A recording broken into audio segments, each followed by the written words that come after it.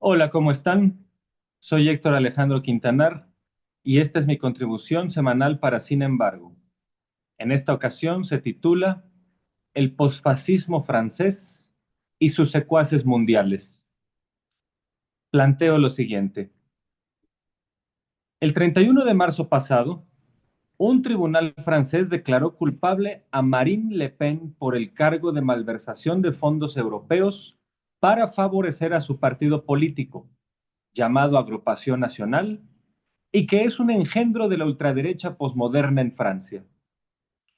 Hija del líder posfascista Jean-Marie Le Pen, fallecido el año pasado, y heredera del grupúsculo Frente Nacional, fundado en 1973, la política condenada representa a una corriente de pensamiento enmarcada en la frustración de una Francia postcolonial, que se tomó como agravio el derecho a la independencia de países que tenía subyugados, como Argelia, y que añora a una patria blanca y cristiana, como si el reloj del mundo se volviera al siglo XVIII.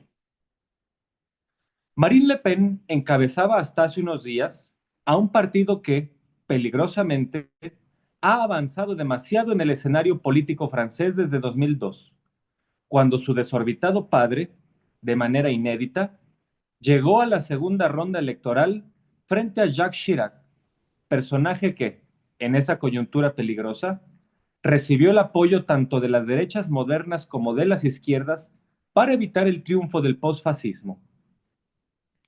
La historia hacia hoy es distinta. Marine Le Pen representa a este sector político de valores retardatarios, supremacistas y antidemocráticos que, empero, ha sabido jugar con las reglas electorales.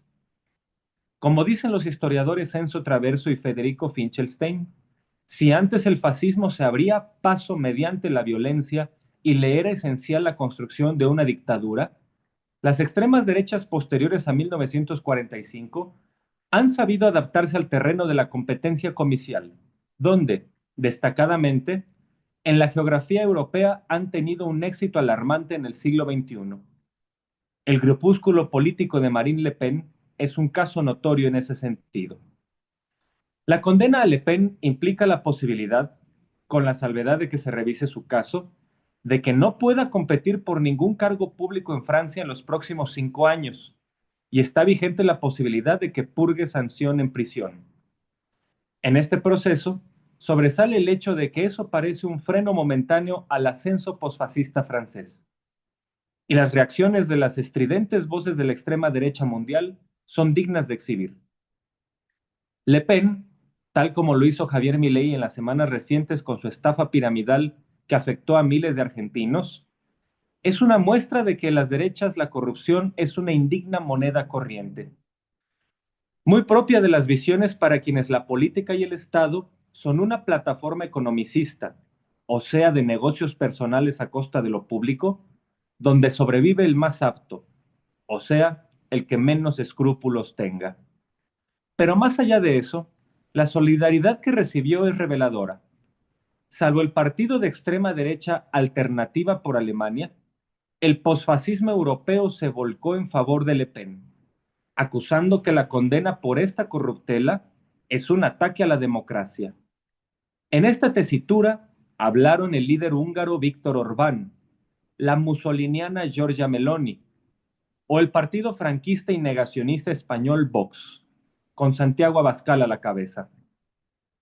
Resulta curioso que los supremacistas que desprecian las diferencias y que no pueden ganar sin recurrir a campañas tramposas, como hizo Vox al acusar al partido Podemos de recibir financiamiento venezolano a sabiendas de que era falso, hoy aleguen la necesidad de un entramado competitivo limpio en la democracia, entramado que, al parecer, solo ellos tienen el derecho de enturbiar, pero que cualquier refreno a sus excesos y corruptelas se interpretará como un obstáculo ilegítimo. Nada nuevo hasta aquí. Si algo caracteriza a las derechas más rancias, es su propensión a ser victimarios con discurso de víctimas. En este coro de apoyo a Le Pen, destaca el recibido desde América, donde Trump, un delincuente condenado que se salió impune, compara el caso francés con el suyo, mientras acusa una injusticia. Lapsus grave del mandatario norteamericano, porque de ser casos similares, ello implicaría que la politicastra francesa es culpable, como en efecto se determinó en Estados Unidos que Trump lo era. En el colmo del delirio, el señor Elon Musk afirmó que lo ocurrido en Francia es una muestra de que, entre comillas, cuando la izquierda radical no gana con votaciones democráticas, abusan del sistema legal para encarcelar oponentes. Hasta aquí la cita del magnate estadounidense. No se sabe qué entiende el señor Musk por izquierdas y derechas o radicalismos ahí. De hecho, no se sabe qué entienda bien a bien el señor Musk del mundo, pero su dicho es un espantajo sin pies ni cabeza, al menos en América Latina, y solamente con mirar lo ocurrido en el siglo XXI, todas las interrupciones ilegítimas de mandatos, golpes de Estado suaves o tradicionales y otras formas de ejercer la antidemocracia que han llegado al encarcelamiento de opositores o de personajes con algún tipo de gradación a la izquierda, son patrimonio exclusivo de las derechas. Ocurrió eso en Brasil en 2016 con la destitución ilegal de Dilma Rousseff. Ocurrió eso en Paraguay con la destitución ilegítima de Fernando Lugo en 2012. Ocurrió en Honduras en 2009 con el golpe de Estado técnico contra Manuel Zelaya. Ocurrió en Ecuador contra el presidente Rafael Correa. Ocurrió en Perú contra Pedro Castillo en años recientes y ocurrió en Bolivia contra Evo Morales en 2019, solo por citar algunos ejemplos. Así, mientras en este siglo no hay ningún caso de algún presidente de derechas depuesto por la izquierda radical o encarcelado, todas las defenestraciones autoritarias han perjudicado a presidentes de alguna gradación a la izquierda. La frase del señor Musk, así, no solo es alarmantemente estúpida, sino negacionista.